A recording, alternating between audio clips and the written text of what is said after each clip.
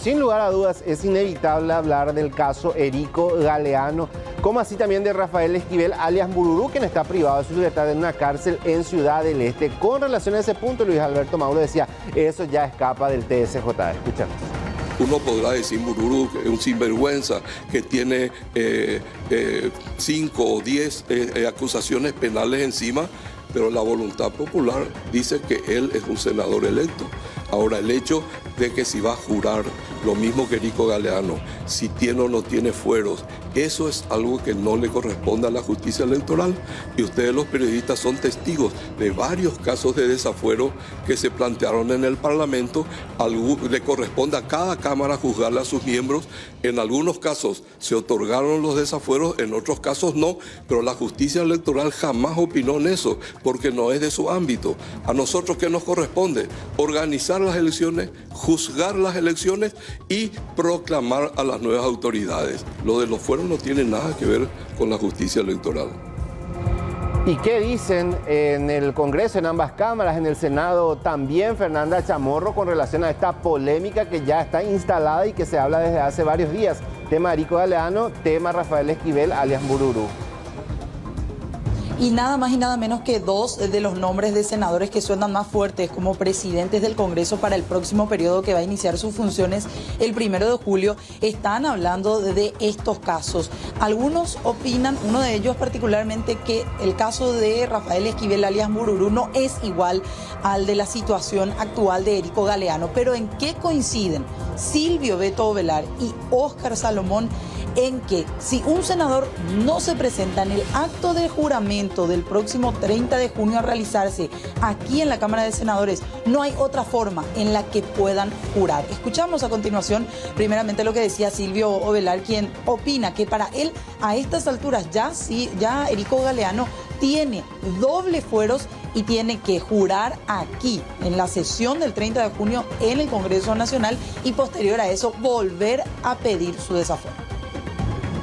El colega Erico Galeano ya no tiene fueros en diputado.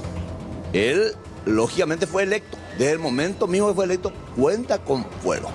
Lo que corresponde es que una vez que él haya jurado como senador de la nación, posteriormente se proceda a su desafuero y si el proceso sigue, es el cuerpo colegiado el que determina cuál va a ser la decisión que vamos a tomar, como lo hemos hecho en el pasado. Para usted sí existe la doble inmunidad, entonces. Claro, eso es así de clarísimo. Si el juez de la causa no le da el permiso correspondiente para asistir a la sala de sesiones, no puede jurar. Esa es mi interpretación. Sea quien sea vos, sea yo, sea quien sea. Entonces, para mí, son casos diferentes.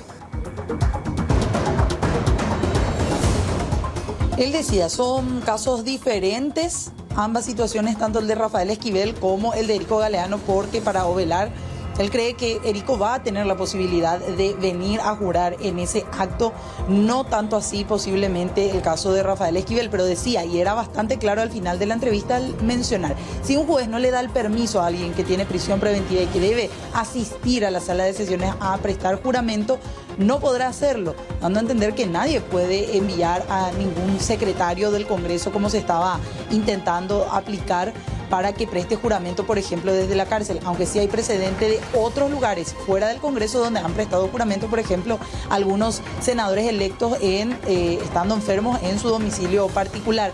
Pero, ¿qué decía Óscar Cachito Salomón respecto a este tema? Para ellos, el fuero de senador electo iniciará ya cuando ellos reciban en mesa de entrada del Congreso Nacional el documento específico con los nombres de senadores proclamados y a partir de allí inicien y empiecen a realizarles la notificación debida a cada uno. Mencionaba Óscar Salomón, los senadores electos están obligados a asistir el 30 de junio a prestar juramento en la sala. Yo creo que no existe doble fuero, pero a partir del... Si es que se realiza el martes 30 o a partir de que nosotros recibamos la notificación, coinciden la mayoría de los juristas y ex senadores y constitucionalistas en que a partir de ese momento adquiere de nuevo fuero el señor Erico Galeano. Él tiene fuero y si es que el juez lo requiere, la nueva Cámara va a tener que analizar si lo desafuera o no. Por la misma causa.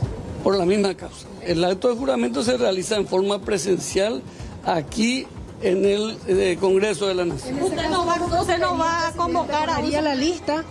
Señora, ¿Correría la lista? si no asiste, el nuevo Senado electo es el que va a tomar la decisión al respecto. Decía Salomón, mis funciones terminan una vez que yo les doy la notificación respectiva a los senadores electos de que deben asistir en el acto del 30 de junio de juramento. Posterior a eso, si ellos no obtienen algún permiso del juez, en caso de que alguno tenga prisión preventiva en esa fecha todavía, ya el próximo Congreso, el próximo Pleno va a decidir si le da unos días más a ese senador que se ausentó en el acto o si directamente hacen correr la lista de los senadores electos y de allí sacan nuevamente a quien va a ocupar el lugar que deje, ya sea Rafael Esquivel o Erico Galeano. El caso de Rafael Esquivel, que está privado de su libertad, y hay que ver qué va a pasar con Erico Galeano, hay que ver cuál es la medida que le impone el juez Gustavo Amarilla en esta audiencia que está prevista para el 2 de junio. Nosotros hoy, Fer, conversábamos también con él con relación a esta convocatoria y vamos a compartir lo que decía el magistrado al respecto. Tuvimos por recibida, presentada la imputación y con eso dimos por iniciado el proceso. Con la aclaración de que ello fue a la espera de la comunicación que se hizo ayer a última hora del desafuero del diputado nacional Erico Galeano. Con lo cual se inicia un proceso, se fija la fecha de presentación de requerimiento conclusivo por parte del Ministerio Público y bueno, como la Fiscalía está pidiendo medidas cautelares, se convoca a una audiencia para que ese día discutamos la pertinencia o no de ellas. La inmunidad de procesamiento fue levantado porque él sigue siendo diputado. Es por eso que yo me encontré en la posibilidad de iniciar un proceso. La discusión de si es pertinente o no la medida cautelar que pide la Fiscalía, que es de prisión, yo la voy a resolver en su momento sobre la base de todo lo que dice la Constitución Nacional también. Lo que decía el juez Gustavo Amarilla, veremos qué pasa si es que se llega a sustanciar la audiencia del 2 de junio próximo.